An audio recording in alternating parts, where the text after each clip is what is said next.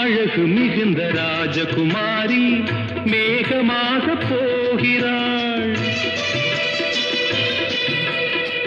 ஜரிகை நெளியும் சேலை கொண்டு மலையை மூட பார்க்கிறாள். பள்ளம் சிலர் உள்ளம் என ஏன் படைத்தான் ஆண்டவன்?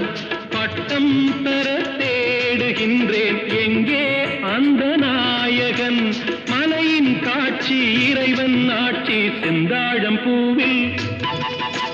செந்தாழம் பூவில் வந்தாடும் தென்றல் என் மீது மோதுதம்மா.